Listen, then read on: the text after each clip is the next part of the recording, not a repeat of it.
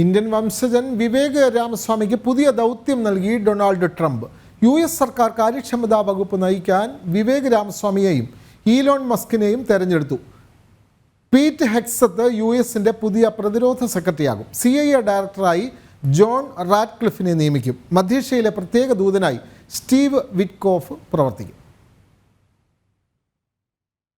അരിസോണയിലെ ഫലം കൂടി പുറത്തു വന്നതോടെ 312 ഇലക്ട്രൽ വോട്ടുകൾ നേടി വൻ വിജയമാണ് ട്രംപ് നേടിയിരിക്കുന്നത്. 11 ഇലക്ട്രൽ വോട്ടുകൾ അരിസോണയിൽ മാത്രമുണ്ട്. പുറമെ സ്വിംഗ് സ്റ്റേറ്റായ Pennsylvania, Nevada, North Carolina, Georgia, Michigan, Wisconsin എന്നിവിടങ്ങളിലും മികച്ച വിജയം ട്രംപ് നേടി. വോട്ടെണ്ണൽ ആരംഭിച്ച ദിനം തന്നെ ട്രംപ് 277 ഇലക്ട്രൽ വോട്ടുകൾ സ്വന്തമാക്കിയിരുന്നു.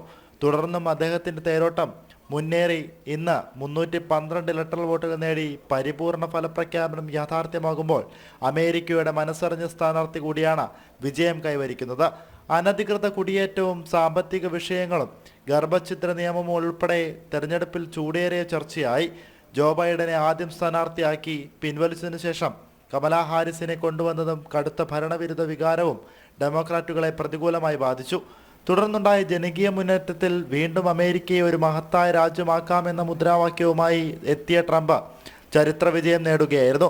ബുധനാഴ്ച പ്രസിഡന്റ് ജോ ബൈഡനുമായുള്ള കൂടിക്കാഴ്ച വൈറ്റ് ഹൗസ് നിശ്ചയിച്ചിട്ടുണ്ട്. വാഗ്ദാനങ്ങൾ നടപ്പാക്കാനുള്ള കൃത്യമായ നീക്കവും ട്രംപ് നടത്തുന്നു എന്നാണ് വാർത്തകളിൽ നിന്നും അറിയാൻ കഴിയുന്നത്. ജനുവരി 20-നാണ് പുതിയ പ്രസിഡന്റിന്റെ സ്ഥാനാരോഹണം. ഇന്റർനാഷണൽ ഡെസ്ക്, ജനം.